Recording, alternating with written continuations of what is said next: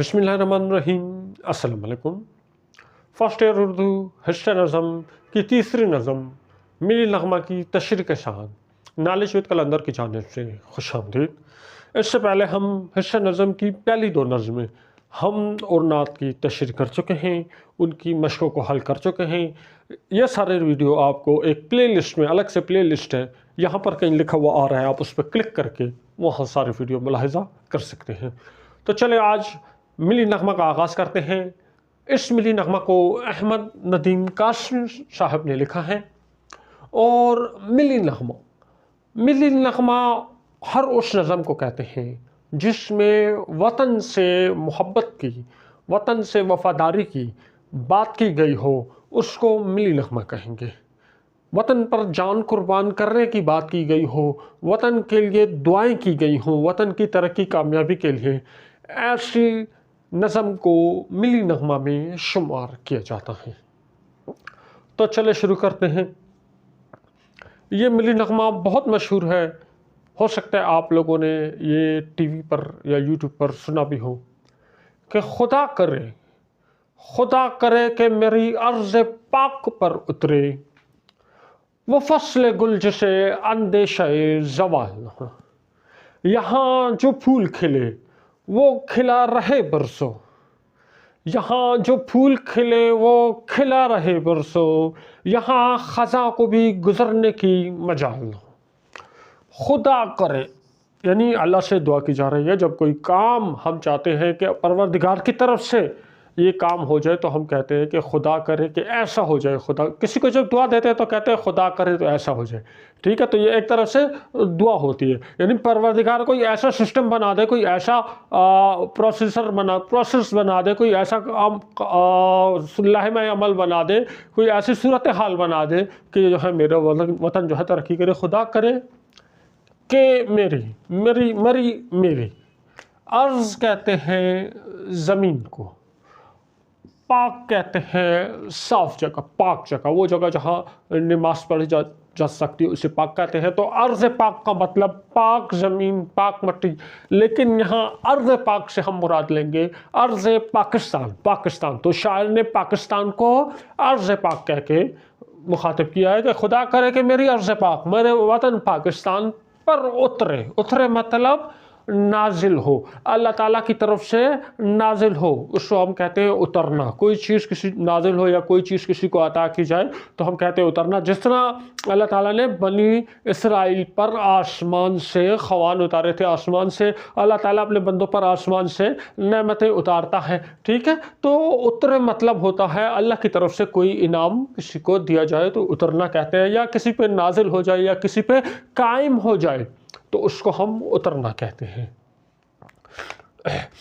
वो फसल क्रॉप्स जो खेतों में जब बीज डाल देते हैं तो उसके बाद कुछ टाइम बाद उसमें से फसल निकल आती है, उसको फसल कहते हैं। वो फसले गुल फूलों की फसल।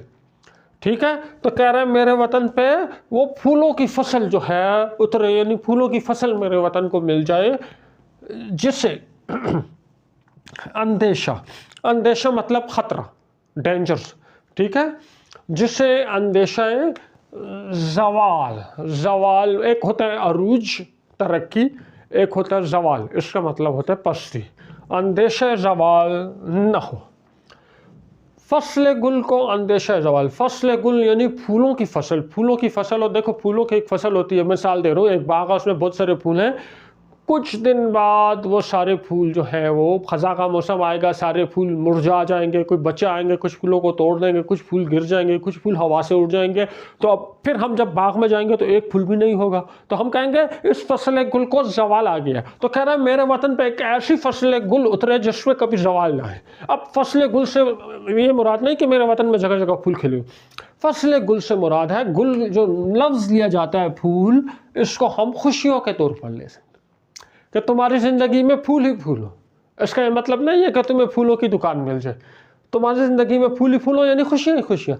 तो कह रहा है कि मेरे वतन पाकिस्तान पर, मेरे पाक वतन पर अल्लाह से दुआ कर रहा है कि मेरे पाक वतन पे इतनी खुशियाँ नाजिल हो, इतनी खुशियाँ आए, और जो खुशियाँ नाजिल हो, जो कामयाबियाँ हासिल हो, उनको कभी जवाल ना हो, वो कभी ख़त्म ना हो। कोई भी कामयाबी हासिल हो, कोई भी खुशी हासिल हो, कोई भी अचीवमेंट हासिल हो, कुछ टाइम बाद वो ख़त्म हो जाती है, कुछ टाइम बाद वो ख़राब हो जाती है। फॉर एग्जांपल एक मोबाइल फ़ोन लेते हैं, ये आपका अरूज है, कुछ टाइम बाद वो मोबाइल फ़ोन आपसे गिर गया, उसकी स्क्रीन टूट गई, ये आपके उस अरूज का जवाल है। तो कह रहा है अरूज तो मिले, तरक्कियाँ तो मिले, खुशियाँ मिले, लेकिन इसको कभी जवाल ना आए, इसको कभी डाउनवर्ड ना हो। यहाँ जो फूल खिले, वही फूल वाली बात आ रही है, गुल की जगह पर उसने फूल कह दिया। फूल खिले, फूल खिलना, खिलना मतलब ओपन होना। फूल, यहाँ जो फूल खिले, इस वतन में जो फूल खिले, वो खिला रहे बरसों बरसों, कई साल तक। अब एक फूल जो आप देखो, बाग में आप चले जाओ तो सुबह सुबह फूल खिलता है, वो फूल सूरज तलू होने के साथ खिलता है और सूरज गरूब होने के साथ ही वो फूल बंद हो जाते हैं।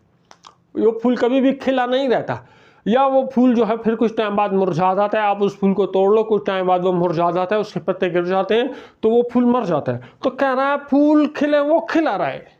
शायर अपने वतन को एक बाग से तशबीह दे रहे हैं कि मेरा वतन जो है एक बाग है और इसमें जो तरक्कियाँ और जो खुशियाँ नाजिल हो रही हैं, ये फूलों की सूरत में है। तो कह रहा है यहाँ जो भी खुशी नाजिल हो, इसी बात को आगे बढ़ा रहा है, जो भी खुशी नाजिल हो वो बस खिला रहा है बरसों। यानी जिसे नशे जवाल ना हो, वही बात यहाँ कुछ अल्फाज तब्दील करके वही बात दोबारा कर दी कि जो फूल खिले, जो खुशियाँ मेरे वतन पर नाजिल हो, बस वो जो इनाम मेरे वतन को मिले, जो कामयाबी मेरे वतन को मिले, वो बस हमेशा के लिए, उसको कभी ऐन ना हो। यहाँ ख़ज़ां उस मौसम को कहते हैं जिसमें दरख्तों के पत्ते गिर जाते हैं, बागों में सारे फूल जो है वो मुरझा जाते हैं, गिर जाते हैं, टूट जाते हैं। बाग में आप चले जाओ, किसी दरख्त पे पत्ता नहीं होता, किसी पौधे पे फूल नहीं होता, आपको लगेगा कि आप किसी जंगल में आ गए हो, बयाबान में आ गए हो। इस मौसम को ख़ज़ां कहते हैं। यहाँ ख़ज़ां को गुज़रने की भी मजाल मतलब जुर्रत, यानी ख़ज़ां यहाँ से गुजर भी ना सके। एक ऐसा बाग हो मेरा वतन। ख़ज़ां का मतलब यहाँ पे हो गया कि मुल्क के हालात ख़राब हो जाएं, जैसे मुल्क के माशी हालात ख़राब हो जाए, मुल्क में कोई बहरान आ जाए, मुल्क में पानी का बहरान खुदा न खास्ता आ जाए, आटे का बहरान, कोई और मसला आ जाए, ठीक है, मुल्क पर कोई दुश्मन जो आके किसी इलाके पे कब्जा कर ले, तो उसको हम ख़ज़ां से तशबीह लेंगे। यहाँ ख़ज़ां को गुजरने की भी मजाल लो, ख़ज़ां की जुर्रत भी ना हो, मुश्किल वक्त मेरे वतन के नज़दीक से भी ना गुजरे। आना तो दूर की बात है, देखो ख़ज़ां आना अलग बात है, ख़ज़ां का गुजरना अलग बात है। जब ख़ज़ां आएगी तो पूरा बाग डिस्ट्रॉय हो जाएगा, जब ख़ज़ां गुजरेगी मतलब बाग थोड़ा सा जो है उसको ख़राब, थोड़ा सा अफेक्ट होगा। तो कहता ख़ज़ां आना तो दूर की बात है, ख़ज़ां को गुजरने की भी ज़रूरत ना हो। यानी मुश्किल वक्त आना, तो मेरे वतन पे मुश्किल वक्त कभी ना आए, बल्कि मेरे वतन के नज़दीक से मुश्किल वक्त आने का ख़तरा भी कभी मेरे वतन को ना हो। क्या खूबसूरत दुआ की है। इन दो अशार की एक लिखी हुई तशरीह आपको दिखाते हैं और उसके बाद अगले अशार की तरफ जाते हैं। पॉइंट्स जो आपने इन दो अशार में नोट करने हो ये कि अर्ज़ पाक से क्या मुराद है, फसल गुल से क्या मुराद है, अंदेशा ज़वाल का क्या मतलब है, फूल खिलने का क्या मतलब है, और ख़ज़ां गुज़रने से क्या मुराद है, मजाल का क्या मतलब है। ये 4-5 पॉइंट आप अपने जहन में रख लें। चले इन अशार की लिखी हुई तशरीह देखते हैं। खुदा करे कि मेरी अर्ज़ पाक पर उतरे, वो फसल गुल जिसे अंदेशा ज़वाल न हो। इस शेर में शायर अहमद नदीम कासमी अपने वतन को दुआ देते हुए कह रहे हैं कि मेरे वतन के चमन में फूलों की वो फसल उगे जो कभी भी मुरझा ना सके। शायर की दुआ है कि अल्लाह ताला इस वतन पर अपनी खसूसी बरकत नाज़िल फरमाए और इस सरज़मीन पर तरक्की का एक ऐसा दौर लाए जो कभी ख़त्म ना हो और हमेशा खुशहाली, तरक्की और इस्तेहकाम का बाइस रहे। यहाँ जो फूल खिले वो खिला रहे बरसों, यहाँ ख़ज़ां को गुज़रने की भी मजाल न हो। इस शेर में शायर वतन अज़ीज़ की तरक्की व कामयाबी के लिए दुआ करते हुए कहते हैं कि ए परवरदिगार, मेरे वतन के बागात में खिलने वाले फूल हमेशा खिले रहें, यानी साल तक अपनी खूबसूरती और खुशबू बखेरते रहें। फूल का इशारा खुशहाली, खूबसूरती और तरक्की की अलामत है, इसलिए यहाँ फूल का खिलना से मुराद खुशियों और कामयाबियों का मिलना है। शायर दुआ करता है कि मेरे पाक वतन पर कभी भी ज़वाल या मुश्किलात ना आएँ, मुल्क में हमेशा बहार का मौसम रहे, यानी किसी भी किस्म की नाकामी या बदहाली की कोई गुंजाइश ना हो। शायर की दुआ है कि अच्छा वक्त मेरे मुल्क पे हमेशा रहे और बुरा वक्त आना तो दूर की बात, बुरा वक्त मेरे वतन के नज़दीक से भी ना गुजरे। यहाँ जो सब्ज़ा उगे वो हमेशा सब्ज़ रहे, यहाँ जो सब्ज़ा उगे वो हमेशा सब्ज़ रहे, और ऐसा सब्ज़ के जिसकी कोई मिसाल न हो। घनी घटाएं यहाँ ऐसी बारिशें बरसाएं, घनी घटाएं यहाँ ऐसी बारिशें बरसाएं कि पत्थरों से भी रोईदगी महाल न हो। यहाँ मतलब मेरे वतन पे, मेरे मुल्क पे जो सब्ज़ा उगे। सब्ज़ा देखो, आप कहते हैं कि किसी खेत में चले जाओ, किसी पार्क में चले जाओ, तो ग्रीन कलर की जो घास होती है या ग्रीन प्लांट्स हो गए, ग्रीन लीव्स हो गए, इन सब को हम सब्ज़ा कहते हैं, ग्रीन कलर के प्लांट्स, क्योंकि पौधों का ग्रीन कलर होता है, फोटोसिंथेसिस के लिए ज़रूरी है। तो यहाँ जो सब्ज़ा उगे, यहाँ जो सब्ज़ कलर के प्लांट उगे वो हमेशा सब्ज़ रहे। तो आपने नोट किया होगा जब भी कोई पौधा उगता है सब्ज़ कलर का होता है, दो बातें होती हैं। एक तो ख़ज़ां आ जाती है तो उसके पत्तों का कलर चेंज हो जाता है, पत्ते गिर जाते हैं। दूसरा इस तरह हो जाता है, या आप घर में कोई पौधा लगाते हो, उसको पानी ज़्यादा दे देते हो, उसको खाद सही नहीं देते हो, या उस पर कोई कीड़े अटैक कर लेते हैं, या उसको कोई बीमारी लग जाती है, या उसको धूप ज़्यादा लग जाती है, या धूप नहीं मिलती, तो उसकी वजह से उसका सब्ज़ कलर जो है वो ख़राब हो जाता है।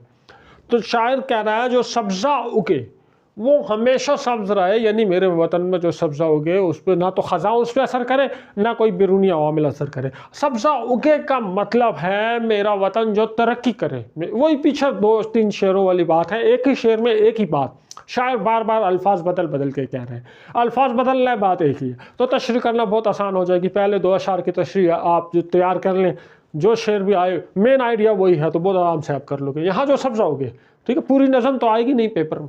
यहाँ जो सब्ज़ा उगे यानी यहाँ मेरा वतन जो तरक्की करे, मेरा वतन जो कामयाबी हासिल करे, मेरा वतन जो अचीवमेंट्स हासिल करे, वो हमेशा सब्ज़ रहे, वो हमेशा उसके लिए मिले, जो अचीवमेंट मिले उसको हमेशा के लिए मिले। देखो बाबर आज़म क्रिकेट का बैट्समैन है, वो क्या करता है, वनडे में नंबर 1 है।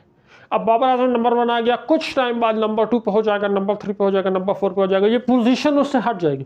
तो शायर कह रहा है मेरे वतन को, मेरे वतन के किसी बंदे को, मेरे वतन के किसी पर्सन को कोई इंटरनेशनल अवार्ड मिलता है, कोई अचीवमेंट मिलती है, तो हमेशा हमेशा के लिए उसी पोजीशन पर रहे, उससे कभी नीचे ना आए। सब्ज़ा उगे वो हमेशा सब्ज़ रहे, और ऐसा सब्ज़, ऐसा ग्रीन हो कि जिसकी कोई मिसाल मतलब एग्जाम्पल हो। यानी मैं कहूँ कि एक बाग में जाता हूँ, देखें एक बाग है वो बहुत खूबसूरत है, ठीक है, और मैं दूसरे बाग में जाता हूँ वो भी बहुत ज़्यादा खूबसूरत है, तो मैं कहता हूँ ये जो दूसरा बाग है बिल्कुल पहले बाग की तरह है, ठीक है क्या। तो मैं मिसाल दे रहा हूँ, मैं एक बाग में आता हूँ, ये बहुत खूबसूरत बाग है, मैं कहता हूँ यार ये तो बहुत खूबसूरत बाग है, बिल्कुल अकबर बादशाह के या शाहजहाँ के बनाए हुए बाग की तरह। मैं मिसाल दे रहा हूँ, उसकी मिसाल है। तो कह रहा है मेरे वतन में ऐसा सब्ज़ा हो गया, ऐसी खूबसूरती हो कि कोई बंदा आए देखे तो उसके पास पूरी दुनिया से कोई एग्जाम्पल ना हो कि कह सके, उसको कंपेयर कर सके, कंपेयरिंग पॉसिबल ना हो। यानी मेरे वतन को जो अचीवमेंट हासिल हो, मेरे वतन में क्या कहते हैं, टूरिज़्म इतनी डेवलप हो जाए कि जो लोग मेरे वतन की खूबसूरती को देखने आए उनको पूरी दुनिया में ऐसी खूबसूरत जगह जो हैं कहीं नज़र ना आ सके, उनके जहन में ना आ सके, वो मिसाल कहीं से कंपेयर ना कर सके। तो मेरा वतन इतना खूबसूरत हो जाए कि दुनिया के किसी खूबसूरत मकाम से इसको कंपेयर करना पॉसिबल ही ना हो। ये इस शेर का जो है बुनियादी मकसद है। जब मेरा वतन ऐसे तरक्की कर ले कि किसी दुनिया के और मुल्क की तरक्की के साथ उसको कंपेयर करना पॉसिबल ही ना हो। घनी मतलब गहरी, घटाएं बादलों को कहते हैं, घनी घटाएं बहुत गहरे बादल, ठीक है। अक्सर देखो जब सख्त गर्मी होती है तो रिलीफ 2 तरह से मिलता है। एक होता है घनी घटाएं आ जाती हैं, लोग खुश हो जाते हैं, काले बादल आ गए, धूप रुक गई, और उसके बाद वो घनी घटाएं बरसती हैं तो बारिश होती है। बहुत सी दफ़ा घनी घटाएं आ जाती हैं लेकिन बारिश नहीं होती है, हल्की सी बारिश हो जाती है, तो लोगों को जो गर्मी जो है वो गर्मी का जो शिद्दत है वो कम नहीं होती। तो घनी घटाएं जो गहरे बादल हैं, यहाँ ऐसी बारिशें बरसाएं, ऐसे इनामात आए अल्लाह ताला के, ऐसे जो हैं मेरे वतन पे ऐसे इनामात जो हैं अल्लाह ताला के नाज़िल हों, ऐसी नेमतें अल्लाह ताला मेरे वतन पर नाजिल करे कि पत्थरों मतलब स्टोन से भी रुईदगी कहते हैं सब्ज़ हो जाना, सरसब्ज़ हो जाना, किसी चीज़ पर सब्ज़ा उग जाना। महाल कहते हैं नामुमकिन, कोई काम जो है जिसको करना पॉसिबल ना हो उसको इम्पॉसिबल वर्क, महाल ना हो, इम्पॉसिबल ना हो, कि पत्थरों के भी ग्रीन हो जाना इम्पॉसिबल ना हो। यानी ऐसी बारिशें बरसे, देखो बारिश बरसती है ज़मीन पे, बारिश बरसती है ज़मीन पर, बारिश बरसती है ज़मीन पर तो ज़मीन से पौधे निकलते हैं, वो सब्ज़ हो जाती है। पौधे की ग्रोथ के लिए सबसे ज़रूरी जो शर्त है वो ज़मीन का नर्म होना है। पत्थर तो सख्त होते हैं, पत्थर पर तो कभी भी पौधे नहीं निकले, पहाड़ों पर तो कभी भी पौधे सब्ज़े नहीं निकलते। तो कह रहा है ऐसी बारिशें हो जो सख्त पत्थर जो हैं उन पत्थरों से भी सब्ज़ा निकलना नामुमकिन ना रहे, उन पत्थरों पे भी सब्ज़ा निकला है। यानी मेरे वतन पे परवरदिगार के इतने इनामात नाजिल हो कि जहाँ पे डेवलपमेंट तरक्की करना पॉसिबल नहीं है पूरी दुनिया में, मेरा वतन उस फील्ड में भी तरक्की करे। इसके एक एग्जाम्पल यूँ चल रहा है, रेगिस्तान में सब्जियाँ उगाना। अब रेगिस्तान में सब्जियाँ उगाना ये एक ऐसी अचीवमेंट है, ऐसी डेवलपमेंट है जो पूरी दुनिया में कहीं पॉसिबल नहीं है, लेकिन अब यूएई और कुछ कंट्रीज जो है इनको कर रहे हैं, तो इसकी मिसाल नहीं दी जा सकती। ठीक है, तो कह रहा है कि घनी घटाएं ऐसी बारिशें बरसाएं, परवरदिगार के ऐसे इनामात नाजिल हों कि जो ऐसी हम अचीवमेंट्स हासिल कर लें जहाँ पे अचीवमेंट्स हासिल करना पॉसिबल ही ना हो, कि पत्थरों पर भी सब्ज़ा उग जाए, जो कि मुमकिन नहीं होता, लेकिन पत्थरों को इनकार करना ही मुमकिन ना हो। पत्थरों के लिए अब सब्ज़ा उगाने से मुँह मोड़ना मुमकिन ही ना हो। इतनी बारिश हो गई कि जो बड़े बड़े मजबूत सख्त पत्थर पहाड़ है वो भी सरसब्ज हो गए। इन दो अशार में जो पॉइंट्स आप लोगों ने याद रखे हैं, सब्ज़ा उगेगा क्या मतलब है, ठीक है, हमेशा सब्ज़ रहने से क्या मुराद है, ठीक हो गया, मिसाल ना हो का क्या मतलब है, घनी घटाएं से क्या मुराद है, घनी घटाएं अल्लाह ताला का करम, अल्लाह ताला की रहमत, ठीक हो गया, बारिशें बरसना, नाजिल होना, रुईदगी महाल ना हो, पत्थरों से रुईदगी महाल ना हो, इसका क्या मतलब है। ये बहुत इंपॉर्टेंट पॉइंट है, आखिरी मिसरा जो है इसको जहन में रखिए। इन दो अशार की लिखी हुई तशरीह आपको दिखाते हैं, फिर अगले अशार की तरफ जाते हैं। यहाँ जो सब्ज़ा उगे वो हमेशा सब्ज़ रहे और ऐसा सब्ज़ के जिसकी कोई मिसाल ना हो। इस शेर में शायर की यह दुआ पाकिस्तान की दायमी खुशहाली, खूबसूरती और सब्ज़ रहने की दुआ कर रहे हैं। शायर अपने वतन के बागात के हमेशा सरसब्ज़ और शादाब रहने की बात कर रहे हैं। इस शेर में सब्ज़ रंग यहाँ ज़िंदगी, उम्मीद और खुशहाली की अलामत के तौर पर इस्तेमाल हुआ है। शायर कहना चाहते हैं कि मेरे मुल्क में हमेशा तरक्की, खुशहाली और अमन रहे। शायर के दिल की ख्वाहिश है कि पाकिस्तान हमेशा तरक्की की राह पर गामज़न रहे और कभी किसी मुश्किल या ज़वाल का शिकार न हो। शायर अपने वतन के हसीन नज़ारों के हुस्न की तारीफ़ करते हुए कह रहे हैं कि ऐ परवरदिगार, मेरे वतन को वो खूबसूरती मिले, वो हुस्न मिले, वो पाकीज़गी मिले कि पूरी दुनिया में इसकी मिसाल देने के लिए कोई दूसरा मुल्क मौजूद ना हो। शायर चाहता है कि पाकिस्तान अपनी खूबसूरती और दिलकशी के लिहाज से दुनिया में मुनफरिद हो और उम्मीद ज़ाहिर की है कि पाकिस्तान हमेशा खुशियों और तरक्की के मौसम रहे और कभी भी मुश्किलात और ज़वाल का सामना ना करे। घने घटाए यहाँ ऐसी बारिशें बरसाएं कि पत्थरों से भी रुईदगी महाल न हो। इस शेर में शायर अहमद नदीम कासमी पाकिस्तान की खुशहाली और ज़रखेज़ी की दुआ कर रहे हैं। शायर दुआ गो हैं कि मेरे वतन पर रहमत की ऐसी बारिशें बरसे के पत्थरों से भी सब्ज़ा उगाएं। यहाँ शायर घने घटाओं को परवरदिगार की रहमत के लिए बतौर इस्तारा इस्तेमाल किया है, जो कि खुशहाली लेकर आती है, जबकि यहाँ बारिशें से मुराद तरक्की और खुशहाली हैं। शायर दुआ करता है कि मेरे मुल्क पर बरसने वाली बारिशें इतनी खुशहाली लाएं कि पत्थरीली और बंजर ज़मीनें भी ज़रखेज़ हो जाएं। शायर की ख्वाहिश है कि खुशहाली की बारिशें मुल्क को इतना फैज़याब करें कि हर तरफ तरक्की और खुशहाली हो। खुदा करे कि वक़ार इसका गैर फ़ानी हो और इसके हुस्न को तशवीश माओ साल न हो। हर एक फ़र्द हो तहज़ीब व फ़न का ओज कमाल, कोई मलूल न हो, कोई खिस्सा हाल न हो। खुदा करे कि मेरी अर्ज़ पाक पर उतरे वो फ़स्ल गुल जिसे अंदेशा ज़वाल न हो। खुदा करे कि वक़ार कहते हैं इज़्ज़त को, वक़ार कहते हैं सोसाइटी में एक मकाम को, सोसाइटी में इज़्ज़त को, शाइस्तगी को, इसको वक़ार कहते हैं। ठीक है, तो हमने ये ऑब्ज़र्व किया होगा हमारी सोसाइटी में हाजी साहब ने नलका लगाया तो हाजी साहब का जो वक़ार जो है वो बुलंद हो गया। कुछ टाइम बाद हाजी साहब की जगह किसी और ने कोई और काम किया, उसका वक़ार बुलंद हो गया। हाजी साहब ने कोई चोरी कर ली, कोई चीज़ तोड़ दी, तो हाजी साहब का वक़ार कम हो गया। मिसाल दे रहा हूँ आपको, खुदा करे कि वक़ार उसका गैर फ़ानी, फ़ानी मतलब ख़त्म होने वाला, फ़ानी मतलब फ़ना होने वाला। तो देखो, इंसान को कोई रुतबा मिलता है, कोई मकाम मिलता है, कुछ टाइम बाद वो उस मकाम से रिटायर हो जाता है, या कुछ टाइम बाद लोग उसकी अहमियत को भूल जाते हैं, ठीक है। तो खुदा करे कि वक़ार उसका गैर फ़ानी हो, कभी भी ख़त्म ना हो, कभी भी फ़ना ना हो। जो तरक्की मिले, जो इज़्ज़त, जो इंटरनेशनल सोसाइटी में मेरे मुल्क को जो इज़्ज़त मिले, जो अहमियत मिले, वो कभी भी जो है ख़त्म ना हो। शायर अपने वतन की तरक्की की दुआ कर रहे हैं और उसके हुस्न को, हुस्न मतलब खूबसूरती, तशवीश मतलब फ़िक्र, माह मतलब महीना, साल मतलब ईयर। अब ये मैं पहले बात समझो कि हुस्न का मतलब क्या है, हुस्न को तशवीश का मतलब क्या है। हुस्न को तशवीश के एक खूबसूरत चेहरा है, उसको फ़िक्र होती है, माह महीने की फ़िक्र होती है कि इस महीने में सर्दी ज़्यादा है, इस महीने में सर्दी ज़्यादा है, तो हवा में नमी जो है वो कम है, हवा खुश्क हो गई है, मेरी स्किन जो है ड्राई हो जाएगी, तो इसके लिए मुझे ये क्रीम लगानी होगी, मुझे ये क्रीम लगानी होगी, ये क्रीम लगानी होगी, वगैरह वगैरह। तो ख़वातीन वगैरह जो है उनके तो क्रीमों का उनका ढेर होता है, और जो मर्द हज़रात हैं उनके तो सिर्फ एक वैसलीन होता है बस, या एक क्रीम होती है, ठीक है।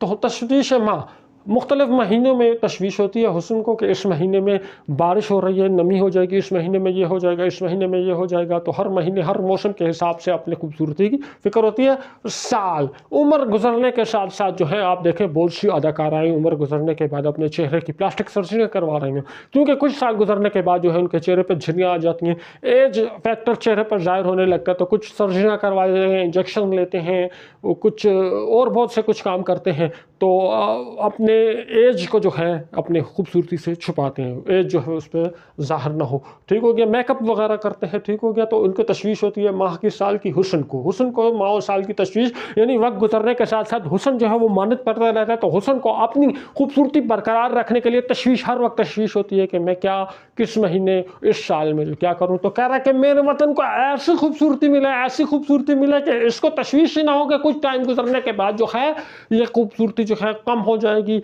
इसको रिफ़्रेश करना होगा, ये खूबसूरती जो है खो जाएगी, ये खूबसूरती ढल जाएगी। तो मेरे वतन को परवरदिगार ऐसी खूबसूरती अता करके इसको कभी ज़वाल ना हो। यानी वही वाली पीछे वाली बात कर रहे हैं कि मेरे वतन की जो इज़्ज़त है वो इज़्ज़तें इतनी बढ़ा दे, मेरे वतन की खूबसूरतियाँ, मेरे वतन की तरक्कियाँ, कामयाबियाँ इतनी बढ़ा दे, और कभी भी इसको ये खदशा ना हो कि ये खूबसूरती जो है, ये कामयाबी जो मुझे हासिल हुई है, कुछ टाइम बाद इंटरनेशनल हालात ऐसे हो जाएंगे जो है मुझे क्या हो जाएंगे, ये कामयाबियाँ मुझसे चल जाएंगी। तशवीश माह और साल मतलब है बाज़ औक़ात कुछ ऐसे इंटरनेशनल हालात आ जाते हैं कि हमें अपनी कामयाबियाँ जो है उसकी फ़िक्र होने लगती है। तो ऐसे कोई हालात इस मुल्क में ना आए। हर एक फ़र्द मतलब पर्सन, हर एक फ़र्द, एवरी पर्सन हो तहज़ीब।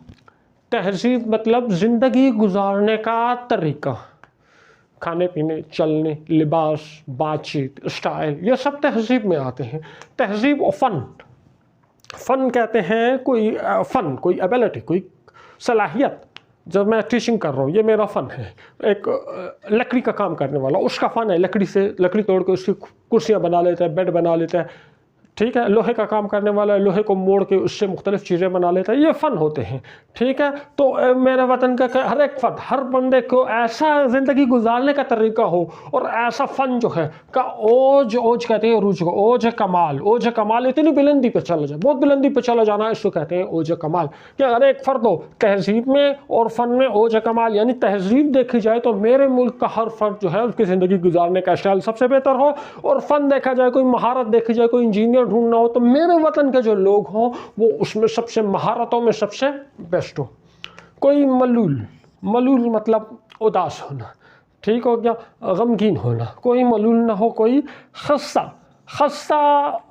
खस्ता हाल ना हो, जिसका हाल बहुत ज़्यादा ख़राब हो, कोई परेशानी हो, कोई फ़िक्र हो, ठीक है। कोई मलूल, कोई गमगीन ना हो, और खस्ता हाल, खस्ता इस तरह देखा, एक खस्ता मकान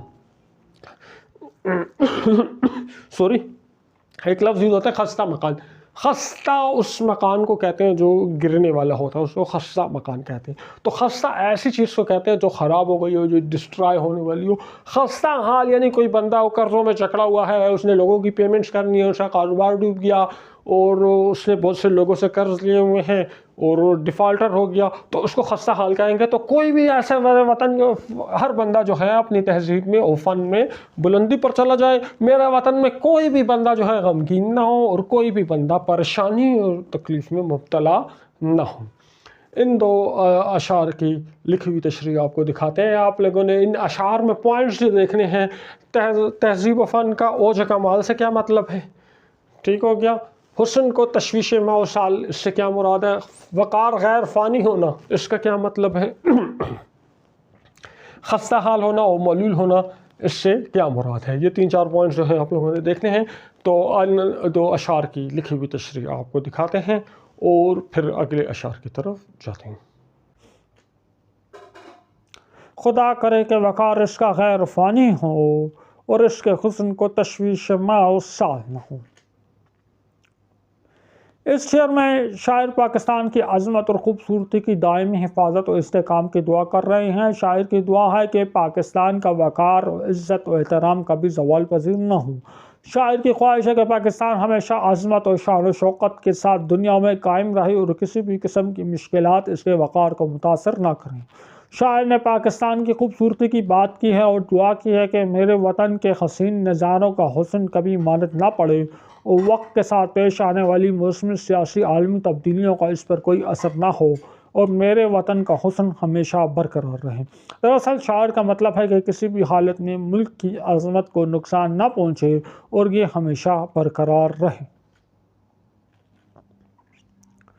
हर एक फ़र्द हो तहज़ीब फ़न का ओझा कमाल, कोई मलूल न हो कोई खस्ता हाल न हो।